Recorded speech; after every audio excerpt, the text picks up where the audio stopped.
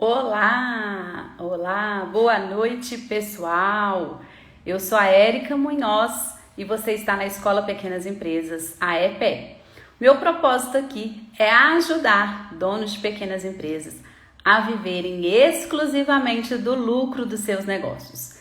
E é por isso que eu criei a série de lives Sustente e Cresça o Seu Negócio. Toda semana, eu tô trazendo um tema para complementar uma videoaula que eu estou liberando às terças-feiras no YouTube, no canal da EPE. Semana passada a gente falou sobre cultura organizacional e eu bati um papo com o psicólogo Felipe Porto. E essa semana, então, eu trouxe lá no YouTube, essa segunda videoaula que você pode conferir. Inclusive, esse bate-papo que eu tive com o Felipe na semana passada, você pode conferir aqui nessa live, aqui no IGTV, que ficou gravado. Então, se você ainda não viu essa live da semana passada, eu recomendo aí fortemente que você assista, porque foi um encontro, assim, incrível. E também você veja lá no YouTube da EPE, então, essas videoaulas, tanto a da semana passada quanto a dessa semana. Nessa semana, eu tratei do assunto os 8 pontos essenciais para uma gestão eficiente aí na sua pequena empresa. E, nesse sentido, para a gente bater, assim, conversar com mais detalhes, sobre esse assunto, essa semana, hoje, eu convidei o meu amigo, parceiro aí e contador Wagner Trindade. Ele já está aqui na live, então eu já vou chamá-lo aqui para ele entrar e depois, à medida que o pessoal também for entrando aí, Mas deixa eu convidá-lo aqui.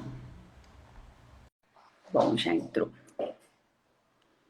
E aí hoje nós vamos falar então com mais detalhe aí, especificamente dessa questão da eficiência na gestão financeira. E aí, Wagner, tudo bem com Boa você? noite. Boa noite. Tá Com você? né? Também. Parece que tá carregando a sua internet aí, mas acho que vai. Agora foi. Ô, Wagner. Agora foi, não é porque tava carregando. Wagner, primeiro, antes de tudo, eu queria agradecer você de novo, por estar aqui comigo de novo, por aceitar meu convite, da gente bater esse papo aí. Então, primeiro agradecer mesmo de coração aí. Eu que agradeço, Érica, a oportunidade. Espero poder contribuir aí com as dúvidas, que o pessoal, principalmente seus seguidores, possam ter. Sim, isso mesmo. Pessoal, assim, quem já acompanha aqui, a Escola Pequenas Empresas, já viu o Wagner por aqui, que ele já participou, ele, assim, realmente eu considero ele um parceiro nessa caminhada, nesse propósito de ajudar no crescimento das pequenas empresas, não é, Wagner?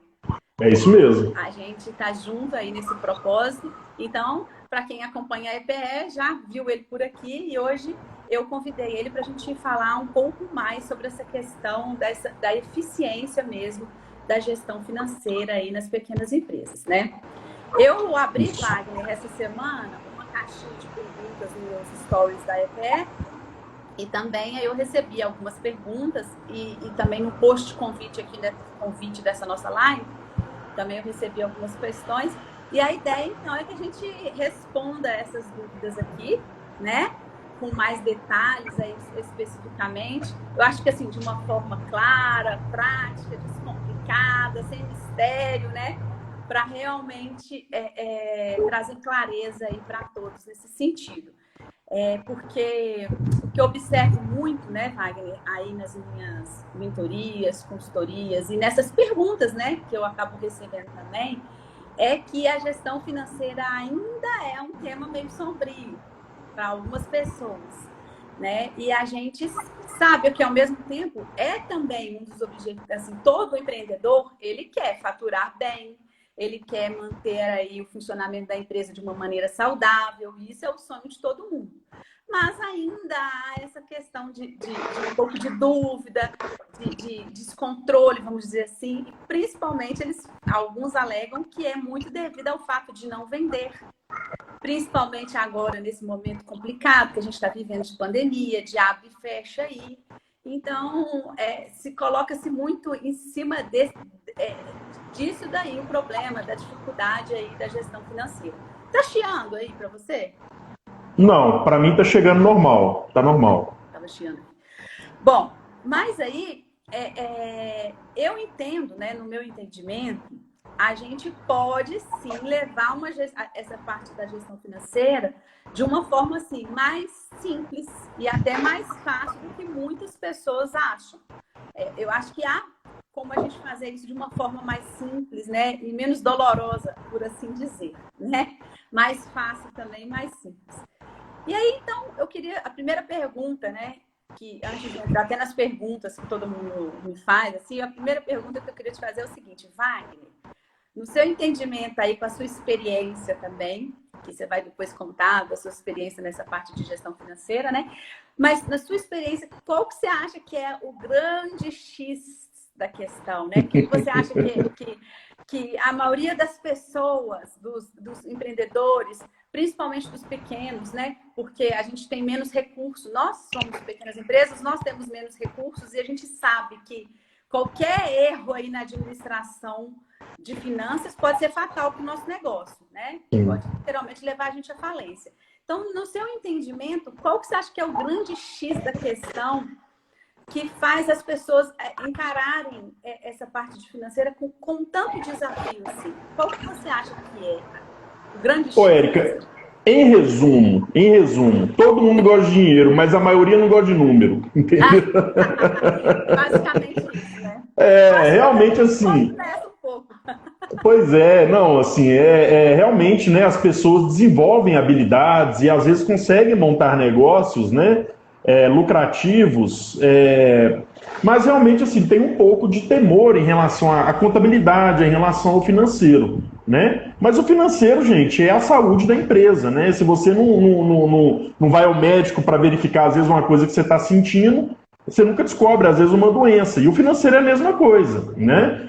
Se você não acompanha o financeiro da sua empresa, realmente você não consegue mensurar se a sua empresa está saudável ou não, né? Mas assim, o que eu vejo no geral, Érica, né, principalmente assim, nós que estamos no ramo de contabilidade, né, e gestão financeira também, é que a maioria dos empreendedores, né, eles realmente eles não possuem uma disciplina, sabe, para fazer o básico do financeiro, né? Igual eu estou falando, eu brinquei aqui em relação a olhar os números, analisar os números, mas a questão é justamente essa. A maioria dos empresários eles não dão tanto valor para esse tipo de atividade, né? Então assim, acabam não fazendo o básico. O que eu diria o básico, né? Sem inventar moda, tá? Realmente fazer conciliação de contas a pagar, que é o que eu tenho a receber, aliás, o de contas a pagar, né, o que eu tenho a pagar, e o de contas a receber, que são os recebimentos. O contas a pagar, acaba que se você não pagar, o seu fornecedor vai lá e te cobra. Mas o contas a receber, se você não cobrar, quem que vai te avisar que está te devendo? Às vezes só se o cliente for muito organizado, né? Então você tem essa falha.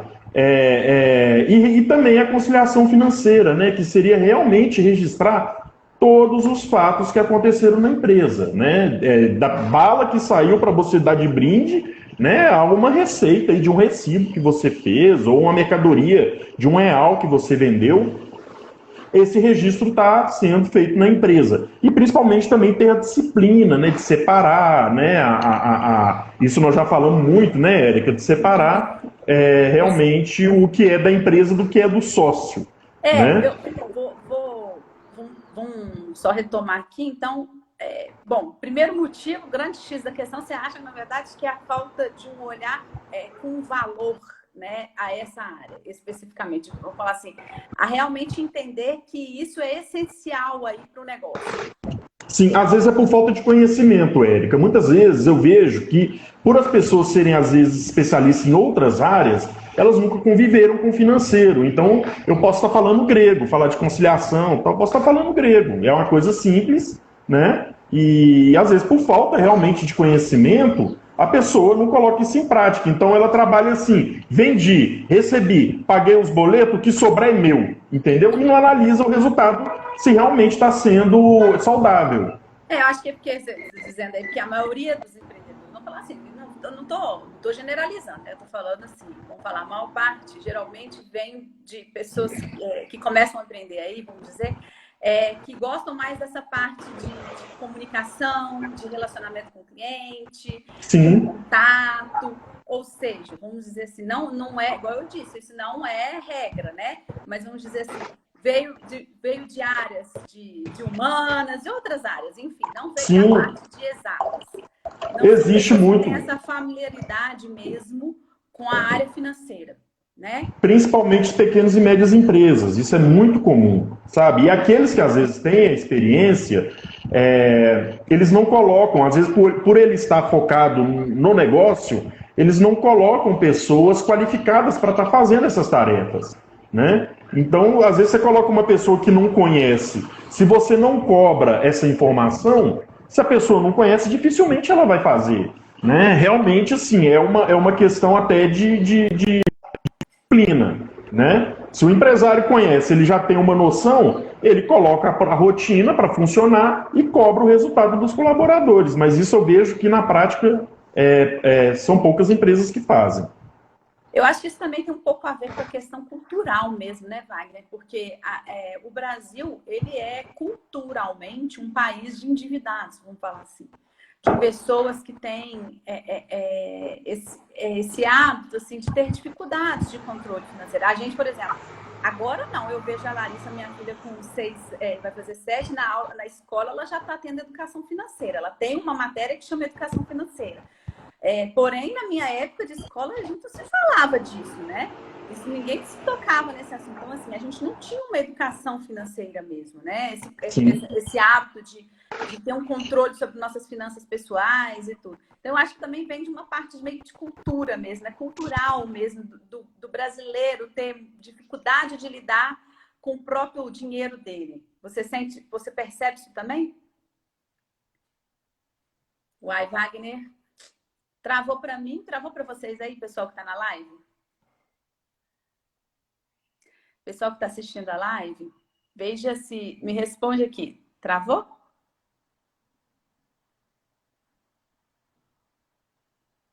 Vamos ver.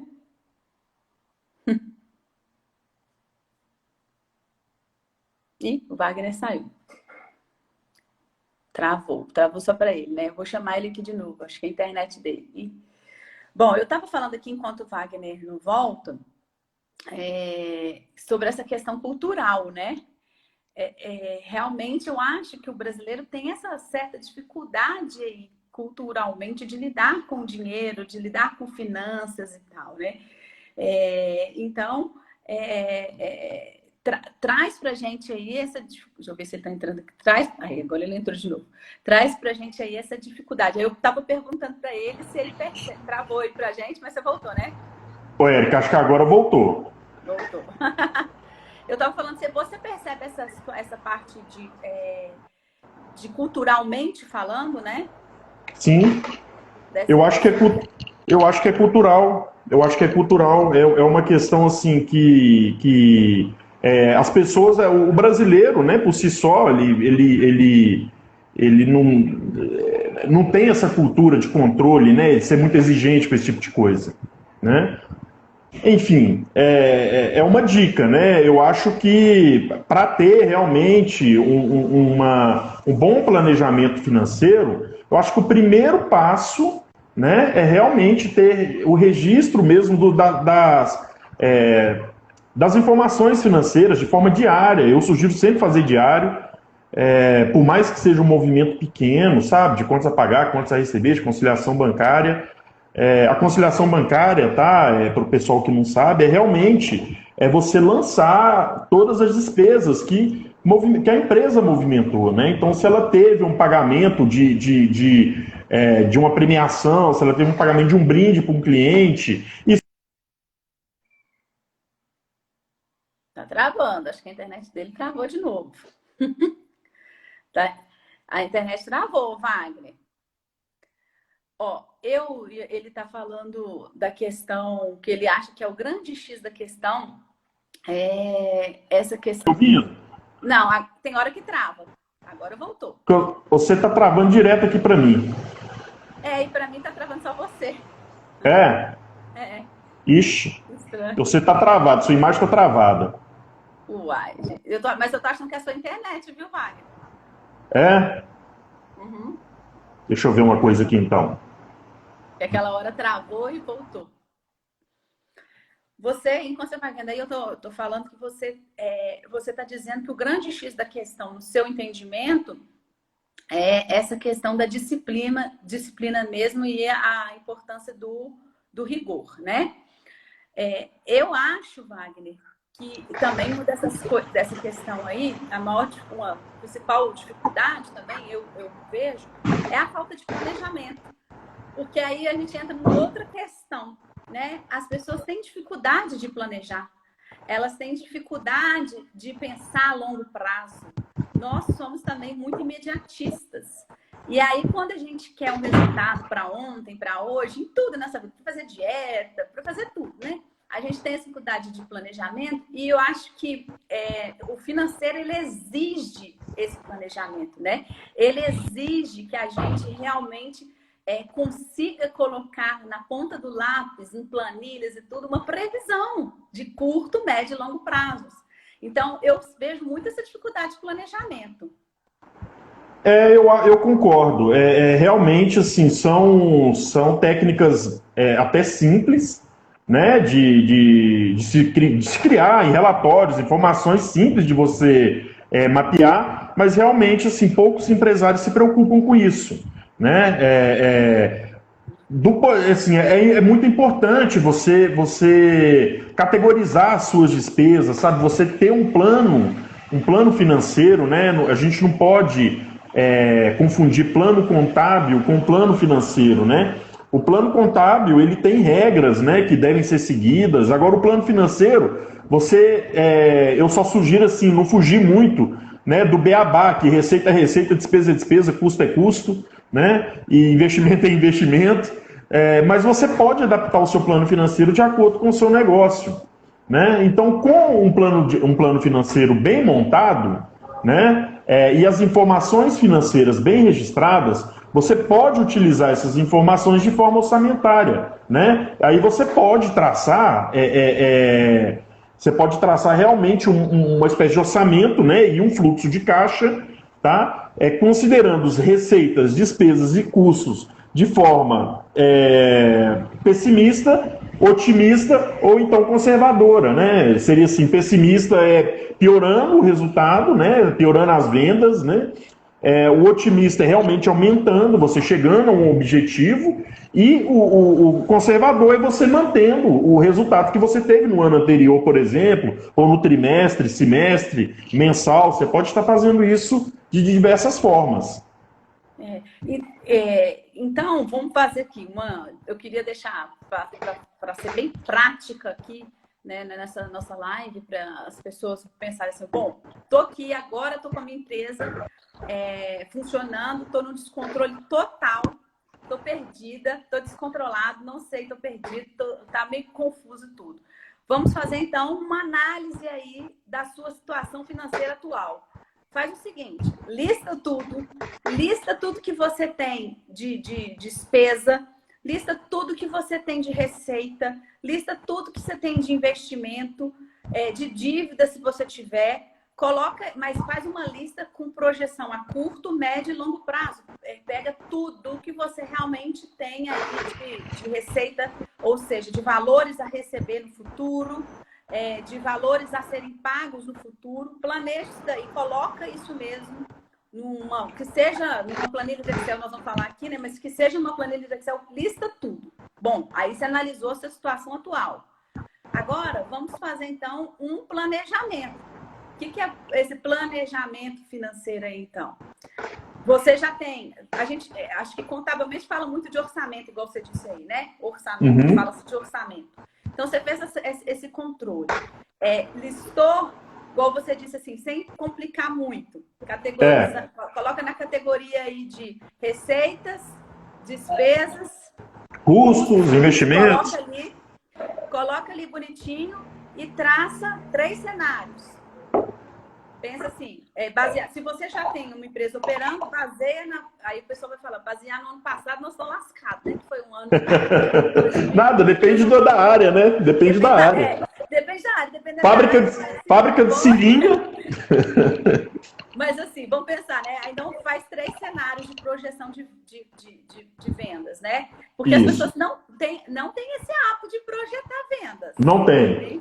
Nem de projetar. E nem de projetar despesa. Então, projeta... Nem trabalhar com metas, né, Érica? Nem trabalhar Uma vez que você projeta, se você cria um orçamento, se você cria uma perspectiva de faturamento, eu quero aumentar meu faturamento para aumentar o meu lucro, né? Você acaba criando uma meta. Você fala assim, poxa, eu tenho que aumentar 5, 10, 20, 30%, aumentar o tanto de clientes. Aí você começa a ter ideias, né, para estar captando clientes, para gerar venda, poxa, eu vou começar a vender aqui, vou vender outro tipo de produto, né? Então, uma das vantagens é essa, que tira você da zona de conforto. Entendi. Então, a gente pega o planejamento mesmo, pensa em vendas. Em 2021, quanto você vai vender em março, quanto você vai vender em abril, quanto você vai vender em maio e assim por diante. Quanto que você tem aí também de despesa que você vai ter para cada um. Para a gente trabalhar num cenário certo aí, você deu a sugestão de fazer nesses três cenários, né? Vamos falar, trabalhar em cenários. Basicamente, real, pessimista e otimista. Faz essa projeção, coloca aí e analisa. Porque isso vai te dar uma certa previsibilidade aí do que há de vir. E aí, depois que você fez isso, você agora tem que ser fiel ao que você estava dizendo na questão do controle do fluxo de caixa, né? Isso. Wagner, vamos só sintetizar aqui, porque fala-se muito fluxo de caixa, porque na empresa todo mundo fala assim, caixa é rei e tal. Fluxo de caixa, vamos ser básicos. O que é fluxo de caixa? O fluxo de caixa é realmente você traçar, né, o que você vai ter de entradas, saídas, né, do seu caixa no futuro, né? Você tem um saldo hoje, você vai ter as entradas e as saídas, né? Se você conseguir mapear isso direitinho, você consegue administrar bem os recursos financeiros que você tem, né? Então, quando você faz esse tipo de administração, facilita até você evitar precisar ficar utilizando recursos financeiros de banco, que você paga juros, né? Então você negocia com o fornecedor prazo. Com o seu fornecedor um prazo. Isso. Você sabe, mês que vem eu não tenho dinheiro para pagar esse fornecedor, deixa eu negociar com ele, de pagar de 3 vezes, 4 vezes. Isso, é basicamente isso, tá? De forma simples, tá, gente? Sem entrar muito em coisas mais específicas. Falando de fluxo de caixa simples, o que eu vou ter a receber e o que eu vou ter a pagar. Isso é interessante você fazer diariamente. Na verdade, assim, semanalmente. Diariamente eu acho que é exagerado, né? Empresas maiores, tudo bem, mas semanalmente, se você ter todos os seus recebimentos previstos, todas as suas despesas, você já consegue administrar isso bem. E aí, mas se você faz aí o controle, ou seja, o registro do que de fato aconteceu, essa questão de ser diária, eu acho que é importante, né?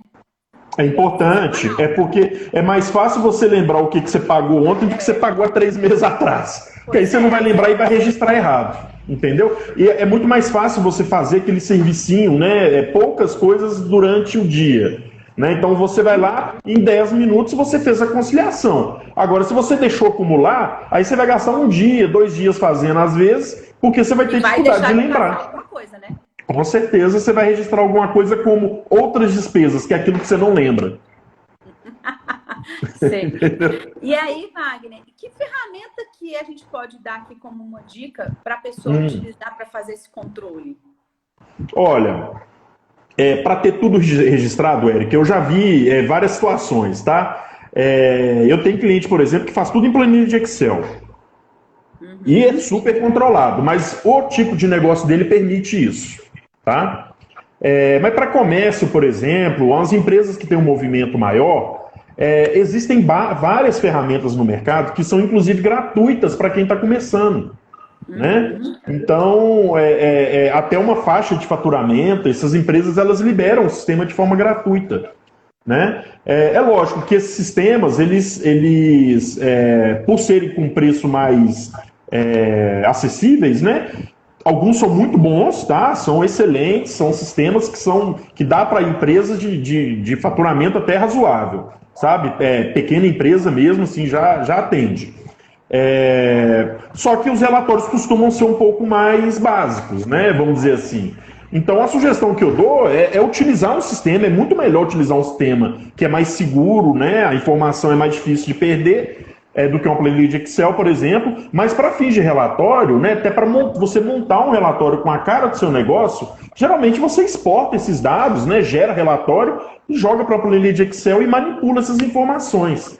Né? Agora, aquele que tem interesse, né, em investir um pouco mais, tem condições, aí você tem vários sistemas no mercado que trazem assim, informações super completas, sabe? E, inclusive BI, né, que é em tempo real, se a pessoa tiver interesse em contratar ferramentas de BI, hoje em dia você contrata o sistema e esse sistema tem um BI. Você vai lá e contrata o BI, você vê a informação em tempo real no seu celular, né? E se acompanha faturamento, se acompanha a sua equipe, né? Você já tem a DRE pronta, fluxo de caixa, você já monta as informações do jeito que você quer, só que é um pouco mais caro. Mas isso, de uma certa forma, você contrata, é um pouco mais caro, mas isso te alivia, talvez, de ter uma equipe para cuidar disso, né? Com certeza, até você. Você consegue, porque você ele faz todo o trabalho, vamos falar assim, consegue fazer um trabalho meio automatizado que você poderia estar tendo que ser necessário de uma equipe maior para fazer.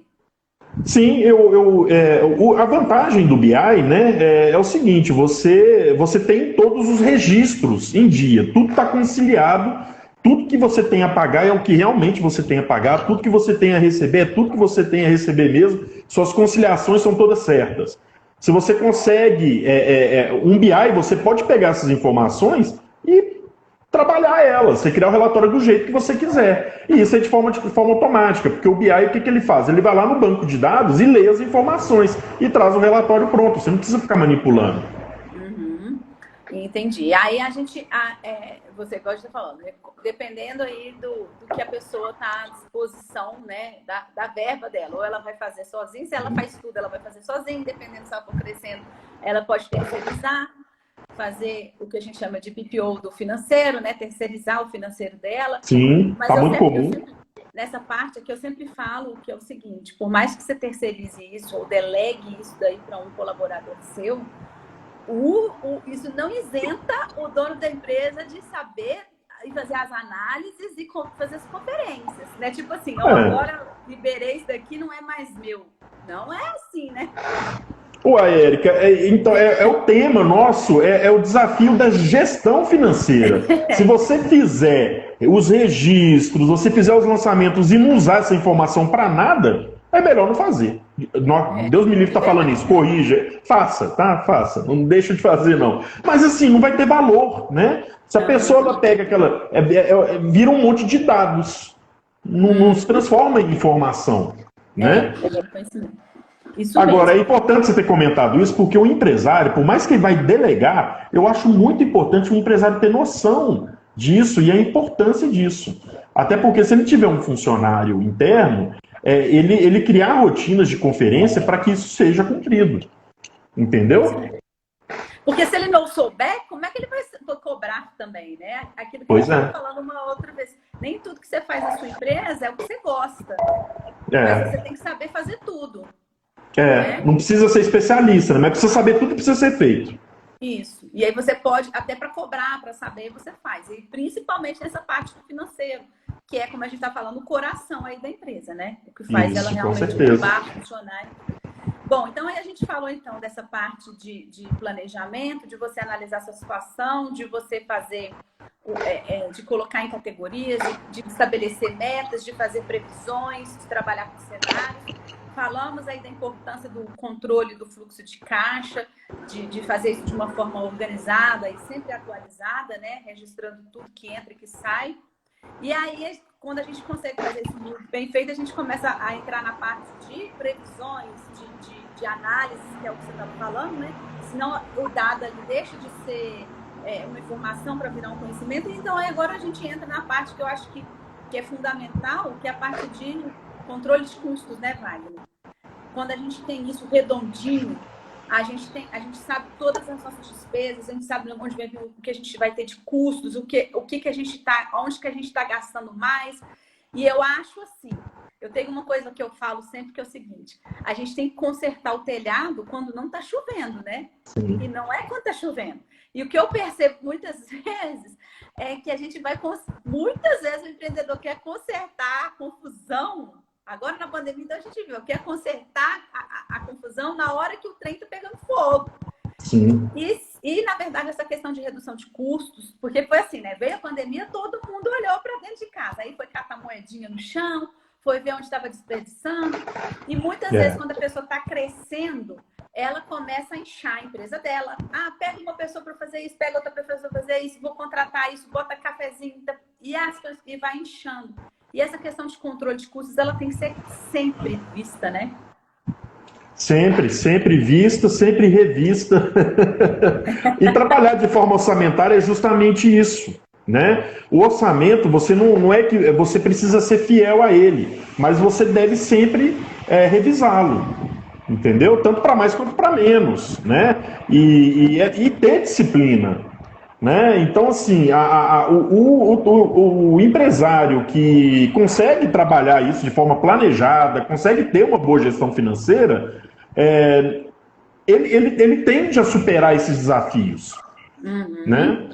Então, assim, aconteceu um problema, deu uma dificuldade, igual você comentou da pandemia, né? O cara que está bem organizado, ele tende a ter mais, como ele está organizado, ele consegue agir mais rápido, talvez, do que um que não está, né? Que não está. Aí eu acho que vem na questão que a gente está falando de eficiência aqui, né? É você produzir mais gastando menos. Então, Sim. Você está o tempo inteiro aí sendo certeiro nas suas despesas, realmente controlando, né? E isso dá para se fazer. Dá para se olhar onde que você está desperdiçando, aonde que você está vindo com uma coisa que é supérflua, que você poderia fazer de uma forma mais eficiente, que você poderia contratar uma tecnologia ali para eliminar um custo, às vezes, né, um custo com o pessoal, alguma coisa. Então, a gente sempre tem aí que ter esse olhar atento. E não negocia com o fornecedor, né? Negocia com o fornecedor, né? Os indicadores, né, as margens, elas são sensíveis. Às vezes você fala assim, vou diminuir 10% aqui das despesas, do custo, eu vou mexer 5% aqui, 10%. Na hora que você assusta, você vira. Você estava no vermelho e passa a ficar no verde. Porque a gente às vezes tem a tendência a achar que a gente vai lucrar se a gente começar a vender mais. E sempre o lucro vai vir de vender mais. Ele não vai adianta. vir da redução da despesa, né? Não adianta nada você vender mais e tá custando muito e tá tendo muita despesa. Pois é. Às vezes até piora, porque você perde o controle, né? Sim. Você começa a descontrolar, aí começa a ter cliente reclamando. Você não pode ser que você não entregue os produtos que você tem para entregar no prazo. Então começa aquela confusão. Ô, pessoal que está assistindo, só para dizer, vocês também têm prioridades aqui nas perguntas. Eu estou colocando algumas perguntas que as pessoas foram me colocando na caixinha dos stories essa semana, mas quem está aqui tem prioridade também, se quiser fazer alguma pergunta, porque a pessoa está despendendo aí tempo e atenção, que hoje é o bem mais precioso, né? Então o pessoal pode fazer a pergunta aí também. E aí, Wagner, tem uma outra questão que apareceu e que eu acho que foi muito acentuada por conta dessa questão que a gente viveu da pandemia, porque é lógico, a gente está falando aqui da pessoa fazer planejamento, dela prever, mas quem ia supor que apareceu uma coisa dessa no meio do nosso caminho, né? Ninguém. O que aconteceu com a humanidade é imprevisível, né? A gente viu isso só em livros de história, né? Quem imaginar que a gente ia passar por isso, né? Mas com certeza, aquele empresário que estava preparado, que tinha um planejamento, ele não é que ele se deu bem, mas provavelmente ele soube administrar melhor, né, uma situação de crise. Ele se recuperou também mais fácil porque ele já tem controle. Eu acho que eu vi que muita gente acabou colocando a desculpa de um descontrole que já vinha tendo antes na pandemia, né? Sim, mas quando você tem organização, né, Érica, a tendência é você ser mais criativo e ter disciplina, né? Então, assim, a tendência é você superar o desafio com mais facilidade, né? E nós vimos isso. Várias empresas, ao invés de caírem, elas cresceram, né? E por quê? Muitas delas, né, não é regra geral, né, Érica? Existem casos excepcionais que, pô, o cara teve uma ideia genial e tal, mas geralmente são pessoas que já planejam a empresa, né, que já tem toda uma organização. Não tava, ou seja, ele tinha ali um controle, ele tinha reserva financeira, ele tinha fundo de Sim. emergência, ele tinha reserva para investimento. Ele se viu descontrolado no primeiro momento porque ficou parado, fechado e tudo, mas ele teve, vamos falar assim, mais fôlego, né, para conseguir respirar com calma, pensar, analisar onde ia ter a redução e tal, para ter uma reação mais rápida para o que aconteceu. Isso. Eu acho que isso, eu acho que é isso mesmo. A pessoa, ela que está preparada, não para isso, né? Acho que ninguém estava preparada para isso. Mas se ela tem se a empresa ela já possui reservas, né? Ela não depende de capital externo, né? De terceiros e tal. Ela trabalha o quê? Redução de custo e tentar vender mais, né? E tentar não usar esse capital de giro, né? O máximo possível. Esse capital de giro está lá. É só se precisar. Realmente é uma questão de segurança para a empresa, né? Então, é bom você tocar nessa questão de capital de giro, porque muita gente não tem capital de giro, não sabe nem como trabalhar isso. Assim, o capital de giro, né, é realmente você ter, depois que você tem tudo bonitinho, tá, gente? Tudo registrado, né, tudo organizado, você consegue organizar, né, de forma até planejada, fazer realmente reservas financeiras para sua empresa.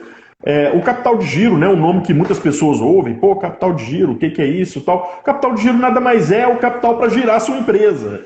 Se você parar de ter receita, entendeu? Então, assim, o ideal, né, que se fala muito no mercado, a gente ouve vários especialistas falando, tal, que é 6 meses as suas despesas fixas. Né? Se você não sabe quais que são as despesas fixas, como que você vai fazer uma reserva? Não tem jeito. Agora eu falo que até aumentou, né? Depois dessa pandemia, o pessoal já está passar para 12 meses aí. Sim, estão falando de 12 meses. Né? Mas eu acho que 6 meses já é um valor saudável. Né? A pessoa ela consegue se reinventar no período, né? Porque é muito difícil uma empresa ter zero faturamento, né? Eu vi casos aqui de empresas que foi assustador, sabe? Eu tive clientes que faturavam X e passaram a faturar 10% do faturamento, e empresa com 60 funcionários. Ficou zero, uai. Ficou zero. Inventar. Teve que se reinventar, né? O caso dele foi muito grave, né? E com muito funcionário para pagar salário, então é complicado, né? Então, assim, se a empresa não tiver uma estrutura, realmente pode passar por mais dificuldade. E aí, Wagner, veio uma pergunta na minha caixinha de stories, que é: quando pegar empréstimo? E quando pegar empréstimo? Como que eu vou fazer? E aí, que horas que eu tenho que pegar empréstimo? Se eu tenho que pegar empréstimo, pego empréstimo para fazer investimento, não pego? Isso aparece muito. O que acontece? Tem que tomar cuidado com a tentação, né? Às vezes o gerente do banco fala assim: tem um dinheiro aqui baratinho para você. Você, pega, compra um carrão, sai andando, e a empresa fica endividada. Bom, é um pouco complicado isso aí, mas os cenários mais comuns, né, que a gente vê no dia a dia é realmente para acerto de fluxo de caixa, né, que é o que a gente acabou de comentar. Então, às vezes, a empresa não tinha uma reserva financeira, passou por uma dificuldade, ela pega o recurso para estar fazendo um acerto no fluxo de caixa. Né? Mas isso pode ser assim, ter um risco muito grande, né? Isso pode virar uma bola de neve, porque se a empresa já vinha com dificuldades financeiras, se ela não fizer nada para mudar e pegar dinheiro de fora, a tendência é piorar a situação, né? Então, assim, é muito comum você pegar, os pegarem dinheiro para acertar o fluxo de caixa, mas uma sugestão que eu dou com planejamento, sabe? Não pode ser simplesmente pegar e colocar o dinheiro lá e não fazer nada para mudar o resultado da empresa, né? E uma outra forma que acontece muito também, que aí eu acho muito interessante, é você pegar recursos para investimentos, né? Então, às vezes, você pinta uma oportunidade de você pegar um recurso com uma taxa de juros baixa. Hoje, com a Selic muito baixa, você consegue recursos no BDMG, por exemplo, com taxas assim, muito, muito acessíveis, que eu nunca tinha visto. para pequenas e médias empresas, né? Geralmente eles liberavam com taxas bem pequenas assim para empresas muito grandes, né? Que depois aí até estourou o mensalão, né? Mas hoje não, hoje você tem taxas muito atrativas e com carência, né? Que é legal. Então, por exemplo, se você teve uma ideia, né? Eu vou lançar um novo produto, eu vou começar a prestar um outro tipo de serviço. Você teve a oportunidade de pegar esse capital de giro, eu acho interessante a pessoa pegar esse capital de giro já planejado, já com um plano de negócio, um plano de ação, né? Investir na empresa para gerar mais receita e mais lucro. Entendeu? Aí vamos supor, a empresa está faturando 100 mil. Ela pegou 100 mil para fazer o investimento, ela passou a faturar 150 mil, por exemplo, entendeu? O próprio aumento do faturamento e do lucro, né? Paga esse investimento e depois a empresa fica ainda mais lucrativa, né? Então, nesse ponto, eu acho interessante. E na verdade, até quando você está assim, muito bem estruturado, organizado, tem esse controle, tem esse planejamento financeiro, as chances são de você conseguir até esses empréstimos de uma forma até mais, tendo igual você falou, numa taxa, num juros muito melhor. Porque normalmente quando você está com a corda no pescoço, você vai acabar pegando com taxas muito mais altas. Você vai com a corda no pescoço. É complicado, Érica, porque é o seguinte, vamos supor que aquele cara que está desesperado, ele não está, a saúde financeira da empresa dele não está boa, ele está com protesto, o nome da pessoa física está negativado, ele está devendo os impostos, ele vai bater num banco, se o banco emprestar para ele, não vai ser com uma taxa atrativa. Por exemplo, um banco público igual o BDMG ou BNDES não vai emprestar se você não tiver certidão negativa de débito. Dificilmente empresta, dificilmente. Eles são bem rigorosos nesse assunto, né? Então, realmente é complicado.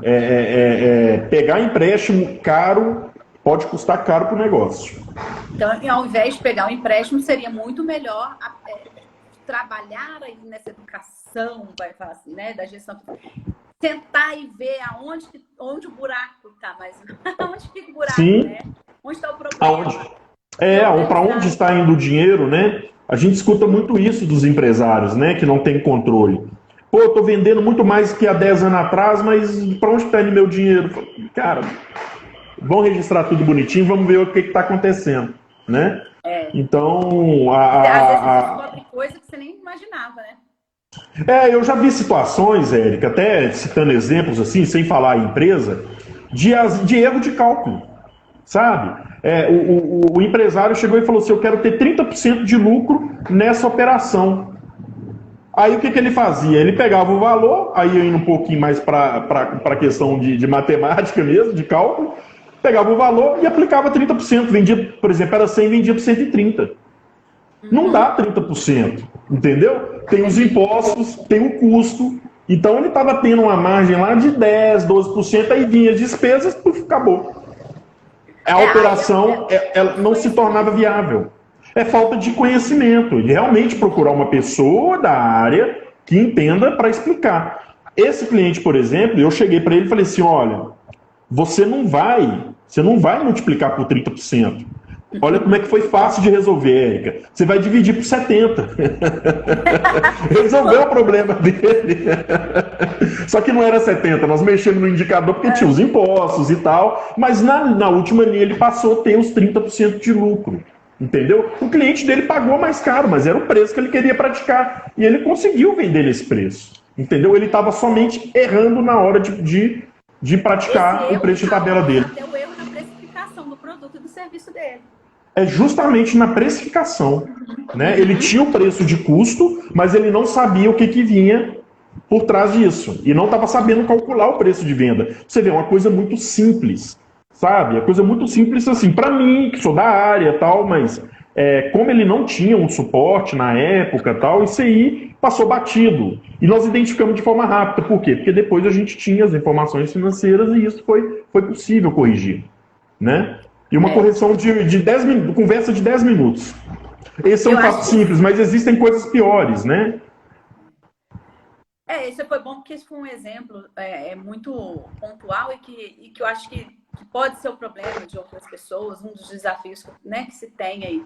O que eu sempre falo, assim, eu sei que a gente sempre tá careca, tipo, bate toda hora nisso, toda hora a gente bate nisso, mas assim, duas coisas também claras, né? Eu acho que assim, não tem como você ser descontrolado com as suas finanças pessoais, porque você vai ser um empresário descontrolado. No geral né? Ou seja, começa em você, né? É aquela coisa que a gente bate, que as pessoas misturam, o dinheiro da empresa com o dinheiro dele, aí aquela mistureba toda que a gente sempre fala, e toda vez que a gente fala de gestão financeira, a gente fala disso, de não misturar as contas. Então, assim, não tem como. Para você ser bem, assim, sua empresa tá redondinha, principalmente uma pequena empresa, você que é o seu reflexo, as suas finanças pessoais também têm que estar redondinhas, né? A gente porque um é reflexo do outro.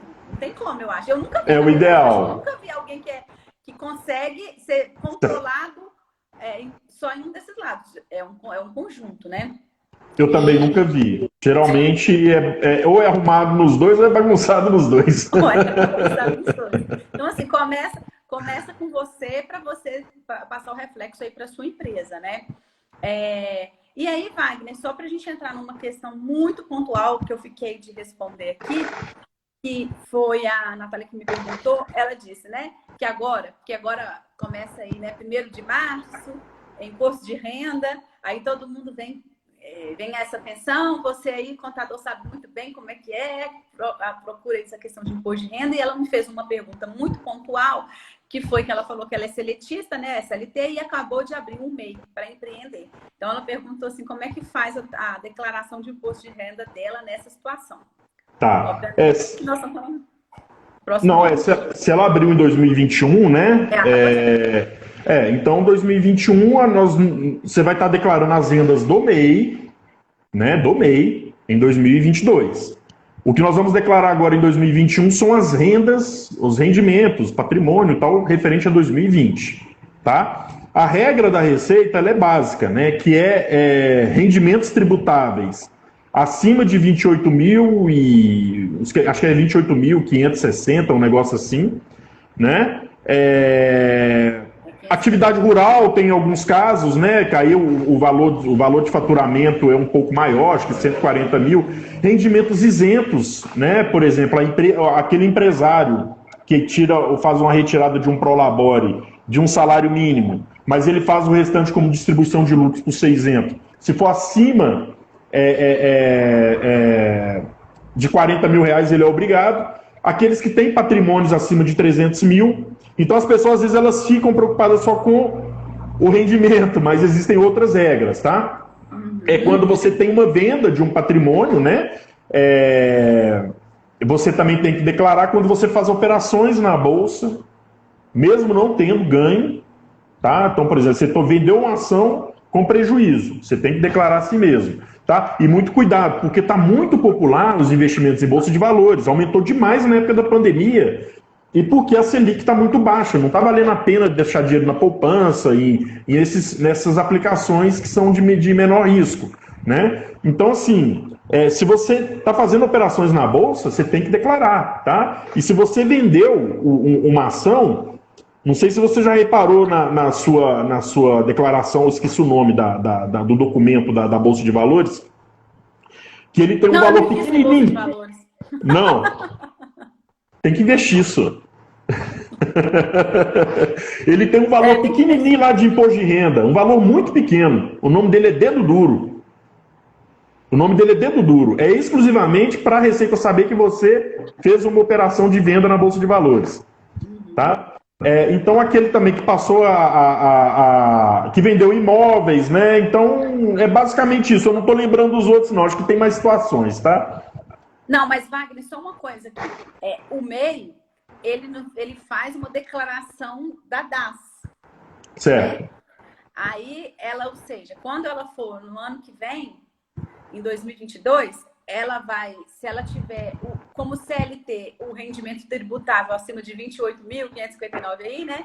Ela faz a declaração de imposto de renda do CLT lá e ela tem que fazer também a declaração do DAS, do MEI. São duas coisas, né? O MEI é uma empresa como qualquer outra, tá, gente? É importante isso ficar claro. Porque às vezes o MEI é tão simples de operar, de abrir, de fechar, de alterar, que as pessoas acham que não é empresa. É empresa do mesmo jeito e tem obrigações.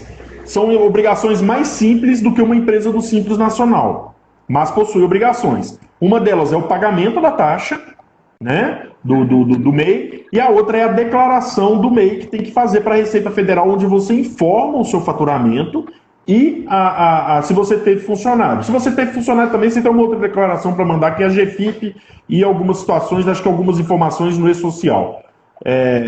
Mas é para quando você tem um funcionário, que o MEI pode ter um funcionário, né? Então isso aí é uma obrigação da empresa, tá? Você vai informar lá o faturamento da empresa. Não tem nada a ver com a pessoa física. Mas se você teve renda pelo MEI, né, e essa renda foi acima desses 28 mil, aí existem situações que você tem que declarar o imposto de renda. Tem que avaliar. É importante procurar um contador para dar o esclarecimento. A dúvida dela ficou mais isso. Então, assim, o que significa? Quando ela chegar, por exemplo, se ela tivesse já o MEI ano passado, ela ia, o imposto de renda ia ser pessoa física dela. Ela ia declarar, lá.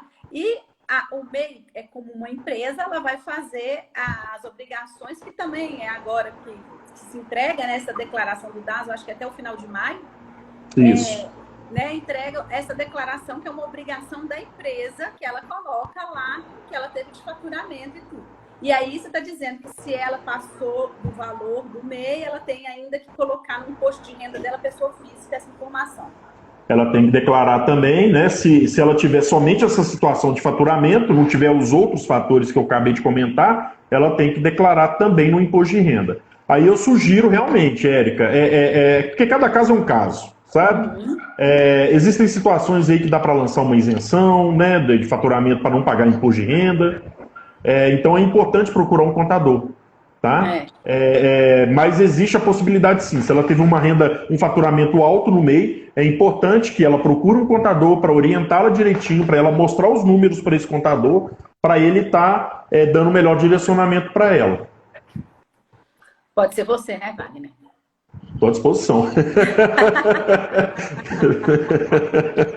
E com certeza. Só para colocar uma questão de imposto de renda aí, esse que esse ano apareceu, né, que era uma coisa nova aí, que agora quem recebeu auxílio emergencial vai, na pandemia, com valor acima, aí não tem um valor, né, específico, vai ter que declarar também, né? Eles estão... isso aí é o seguinte, né, existe toda a regra do imposto de renda, né? Mas eu fico te devendo aí te mandar a legislação na íntegra para você postar aí na EPE. Tá? Mas já tem essa informação de que quem recebeu auxílio emergencial acima de 22 mil, 22 mil, uns quebradinhos, 28.800, um negócio assim, é obrigado a declarar imposto de renda. Pois é, porque eu acho que dessa forma eles vão ver se a pessoa era para ter recebido ou não, né? O governo não dá tiro no escuro não, né? Receita Federal não é boba não. Pois é. Bom, eu acho que a gente respondeu todas as perguntas aqui. Então, só sintetizando, o que a gente disse assim, uma gestão eficiente, né, financeira na sua pequena empresa, parte aí de um planejamento financeiro, de você traçar metas, né, com metas de vendas, metas de despesas, fazer previsões, trabalhar com cenários, a gente falou dos 3 cenários, ou seja, ter esse planejamento financeiro é fundamental. Certo? Isso mesmo. E manter o controle rigoroso. E aí, fazendo o planejamento, fazer o controle, né? Ter o controle rigoroso. A disciplina, a rigorosidade, a efetividade de registrar tudo que entra, uma bala que sai desse registro. Isso mesmo. Fazer uso de ferramentas que possam facilitar aí nesse controle e para trazer análises, para você fazer relatórios, análises mesmo, transformar esses dados em informação, em conhecimento para o seu negócio. Para te ajudar nas tomadas de decisões. Senão, não vale de nada. Senão, você está fazendo por fazer, né? Aquela pessoa, eu sempre brinco assim, que é a mesma coisa que você ir no supermercado, fazer compra, depois você volta e anota o que você comprou. Não adiantou nada também. Não adiantou nada. Então, assim, e aí, quando você faz isso, corretamente, tem esse planejamento, tem esse controle, essa rigorosidade, tem, né, faz essas análises, você consegue, então, por exemplo, trabalhar no controle de custos, na redução de despesas, que deve ser algo a se fazer constantemente, não só quando está chovendo. Isso mesmo. A gente falou dessa questão. E aí, nesse meio entra a questão do controle do fluxo de caixa, né? Que é você ter isso controladinho, ter capital de giro para sua empresa, trabalhar com reserva. Enfim, aí entra toda essa parte que o planejamento e o controle e a disciplina e a organização te gera, te proporciona. Com certeza. Eu acho que em resumo, é isso. Tem muito mais coisa, né, Wagner? Vamos dizer assim. Tem. Nós estamos falando de coisas mais básicas, né, Érica? Que realmente, assim, é para o pequeno empresário, para ele administrar o negócio, né? Para ele ter uma boa gestão financeira. Eu acho que se ele seguir esse caminho, dificilmente ele vai ter um fracasso, sabe? Um fracasso grande. Mesmo porque até esse planejamento financeiro, ele pode fazer você tomar a decisão de fechar. Entendeu? Falar assim, cara, não é viável mais, não vale a pena, eu vou fechar as portas antes que eu quebre. Né? Então isso acontece, eu já vi situações assim. Mas ele também, esse planejamento, eu acho que também te gera muita criatividade também, né? Gera com certeza. A oportunidade de ver aonde que você pode aumentar as receitas. E aí já vem embolado com outra parte do pilar aí de gestão, que a gente trabalha muito, que é o pilar do marketing, né? Da gente realmente fazer ações para incentivar as vendas, para fomentar a venda, para trazer clientes, para pensar em recursos, né? Em ver solução aí, principalmente onde todo mundo vê problema, às vezes enxergar a solução. Mas eu acho que esse planejamento te traz essa abertura de mente, de olhar aí para as possibilidades, né? Porque acho que tem muitas possibilidades, sim, que podem ser. Você trabalhar de forma mais estratégica, né, Érica? É muito importante o empresário trabalhar de forma estratégica. Não basta só vender, né? Tem que vender, tem que investir, tem que ter reserva, né? Então, é um departamento que o pequeno empresário, talvez, ele não fique atento, né? Ele não olha para isso. E assim, só para, já que você falou de estratégias, deixar claro, né? O planejamento financeiro, ele vem do plano estratégico, do planejamento estratégico. Ele vem de onde você quer chegar, né? E a gente brinca sempre dessa questão. Gente, eu muitas vezes no início da pandemia, eu acho que o pessoal ficou assustado, e eu perguntava para eles, e aí, mas como você está pensando aí no crescimento? A pessoa falava assim, você tá doida, Érica? Eu tô querendo sobreviver, que crescer, minha filha. Eu falei, não, mas a gente tem que pensar, ó, 2 motores ligados, o motor da sobrevivência e o motor do crescimento. Empresário que não está fazendo o negócio dele, pensando estrategicamente, pensando aí no futuro, a longo prazo, está perdendo oportunidade. Está perdendo oportunidade. Não vão fechar a mente aí e achar que não precisa não, que é só ligar o motor de sobrevivência. Vamos ligar esse motorzinho do crescimento. Tem gente que,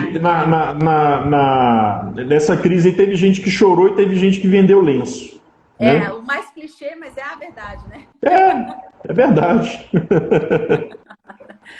Ô, Wagner, então eu acho que a gente deixou o recado aí. Se alguém tiver alguma colocação, pode se fazer aqui agora na live, se vier colocar aí pra gente. E, assim, agradecer mesmo. Gente, o Wagner, ele tem ele tem uma empresa de contabilidade, de gestão financeira também. Fala um pouquinho aí, Wagner. No caso, né, eu sou proprietário da W Trindade, né, assessoria e gestão empresarial, e também da Retaguarda Gestão Financeira, né, sou sócio da Retaguarda Gestão Financeira. A Retaguarda Gestão Financeira, gente, ela é uma empresa exclusivamente para trabalhar a gestão financeira das empresas, tá? É um braço totalmente fora da contabilidade. A empresa, hoje, ela terceiriza a contabilidade. A Retaguarda, ela terceiriza também o financeiro.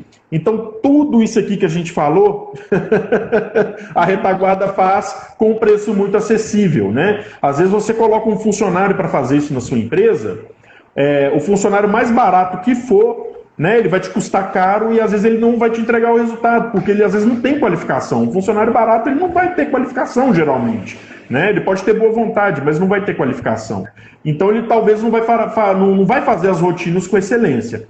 A ideia do BPO financeiro, né, é realmente terceirizar essas tarefas financeiras, que são as partes chatas, burocráticas, né, e deixar isso para quem realmente é especialista, né? Então a gente trabalha tanto a forma operacional quanto a apresentação de resultado e também consultoria financeira se a empresa tiver interesse.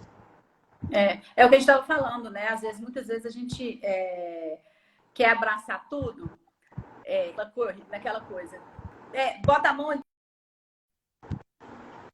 tudo, dá conta de tudo e alguma coisa fica com dificuldade. Então, essa é uma possibilidade aí, né? Mas lembrando que a gente estava falando antes, né, Wagner? Você terceiriza, mas o controle, a análise, a gestão é do dono. Isso não tem dono. É do dono. É o olho do dono que engorda o gado. É um negócio assim, não é? Então, é o dono. Então, é o dono mesmo. Ele não pode abrir mão. Você não pode... Uma coisa é você delegar. Outra é delargar, né? Bom, Wagner, então, agradecer, viu, de novo aí pela sua disponibilidade, pelo seu tempo que a gente tem aí, igual eu disse antes, né? O mais precioso que a gente tem hoje é o tempo e a atenção. Então, obrigada mesmo de coração. Estamos aí juntos. E, pessoal, muito obrigada a todo mundo que acompanhou aqui a live. Foi ótimo. E estamos sempre à disposição aí para qualquer ajuda que vocês tiverem. Continuem mandando as perguntas nas caixinhas que nós vamos fazer lives pensando mais nessas para respondê-las. Eu que agradeço, Érica, pela oportunidade. Obrigado, pessoal. Um abraço. Obrigada. Tchau, pessoal. Obrigada aí quem agradeceu. Tchau, gente.